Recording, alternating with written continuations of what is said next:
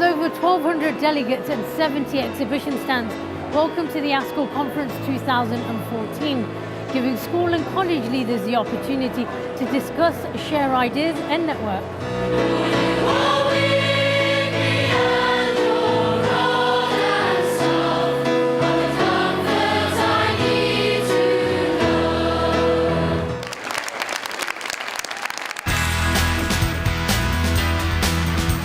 To attend the ASCL conference every year because I feel it's part of my own professional development.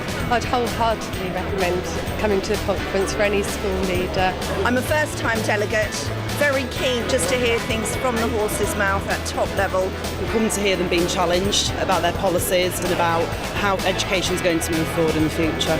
I'm looking forward to all the presentations, particularly from the Secretary of State and also from Sir Michael Wilshaw as well. Ofsted needs to undertake a root and branch review of outsourced inspection. I'm encouraged by both what Brian Lightman and Sir Michael Wilshaw, the Chief Inspector, have said. An autonomous system must be built on foundations of trust. A relationship of mutual trust has to be restored. In a self-improving system, autonomy and accountability need to exist in a healthy balance. Increasingly, we should rely on other head teachers and other leaders themselves to hold each other to account. We've listened to what ASCL have had to say. We need to move away from routine, detailed inspections of successful schools.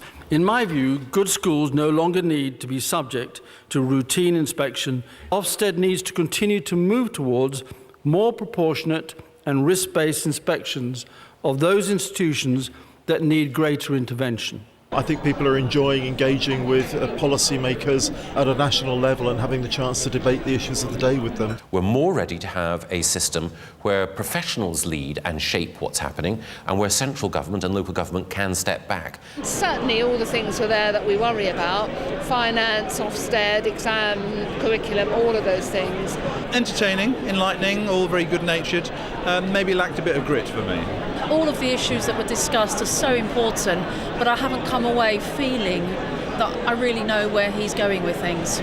Imagine a world where there is no difference in the achievement of young people from the richest and poorest backgrounds.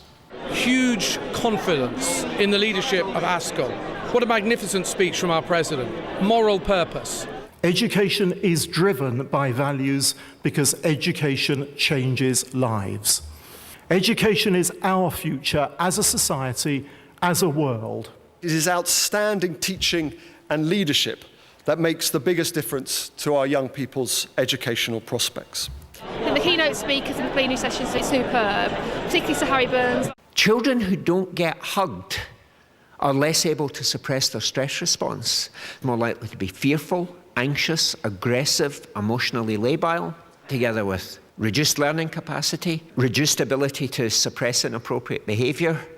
You recognise that? In terms of the well-being, it was really refreshing to hear from somebody else who'd got the same sort of philosophy. Children need to feel loved, valued and included. A sense of belonging. We're a premier partner with ASCL. The relationship goes back to 2007. Once again, great interaction with the delegates, so a really positive event. We're always amazed by the vibe at the conferences, and this is no different. We've met some lots of inspirational heads here. We're able to answer a lot of the questions that they have about education reform. It's been really successful for us so far. It's been great to meet so many school leaders in one place. Our earnest responsibility here is that we're leading ICT provider for schools in education. The conference itself has been great and the delegates have been fantastic. Yeah, I think we can take this back to our schools and move our school forward. The question time panel did raise some very interesting questions, which I think fairly represented most of the concerns of head teachers. We talked about teaching, we talked about Ofsted, we talked about the balance of power between the Secretary of State and the Chief Inspector. There's the new curriculum coming up, there's an election approaching. We talked about funding, we talked about the pressure and what the incentive is to take on challenging schools in the current system. Any moment, somebody could come in and sponsor me, and my job, and quite frankly my senior teachers' jobs, are at risk at all times. Is this what you want from an education system for people that choose the courage to go and work with the most challenging schools? Because quite frankly, it stinks. It is fundamentally wrong that there should be political systems whose mechanics are able to make teachers feel in the way that you articulated.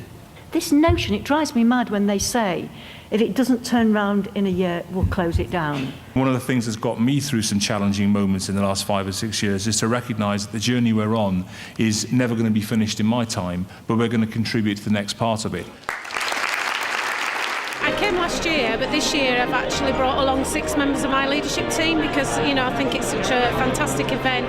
The conference itself has been very good. Hard work and lots to consider, but lots of things that can take back that will definitely make a difference in the future. Really enjoyed the conference as ever, very, very stimulating.